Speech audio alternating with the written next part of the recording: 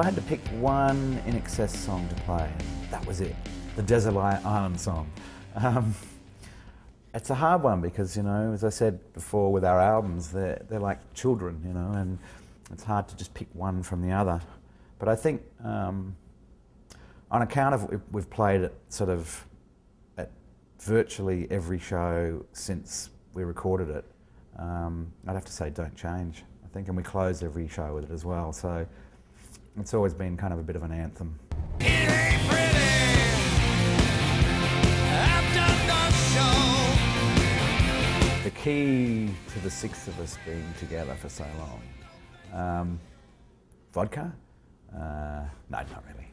I think the music, you know, and I think the fact that we you know, started out together young, so we got all the kind of, you know, we are a family, we're like a family, and I guess we got all the issues kind of out of the way early on. So I think there's that, the fact that we're like a family, and the music, obviously.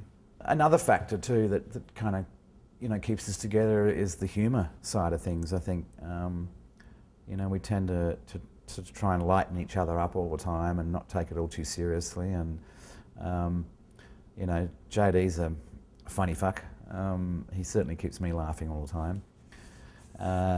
So, you know, there's a whole lot of factors, you know, and, you know, we have our party times and that, but not too much these days. I mean, the schedule's too hectic, and you know, you got to deliver every night, so.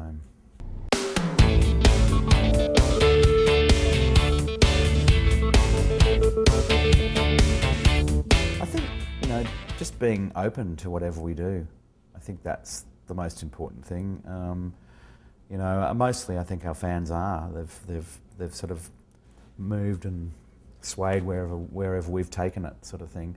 So I think that's the most important thing, just being open to, especially with new records, you know, when we bring out a new album, being open to where it goes, and not being too judgmental.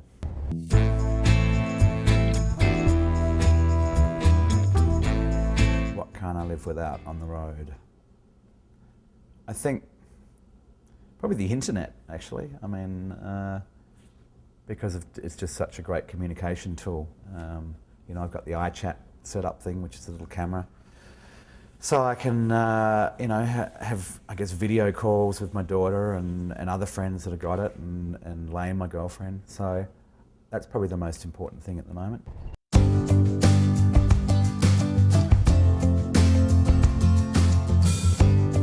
It depends which night. Mostly I don't really remember my dreams when I wake up the next day. I don't know why that is, I never really have. On the occasion I do, it's usually one that's, I guess, kind of a bit weird or a bit disturbing. But as I said, I couldn't even tell you the last dream I had. I would love to have maybe, or I would love to maybe have a go at acting sometime, but just in my limited experience, you know, I think you've either got it or you haven't, and I don't think I got it.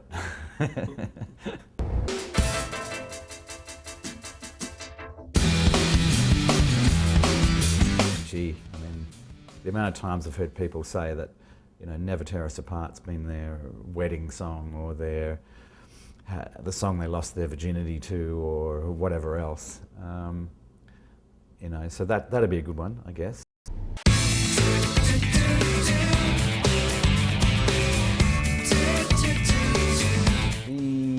One instrument that I would like to learn, and I am seriously thinking about it actually, is trombone. I've always really liked the trombone. In fact, I think what kind of got me into saxophone was actually the trombone, because I loved swing, you know, kind of the 30s and 40s swing era.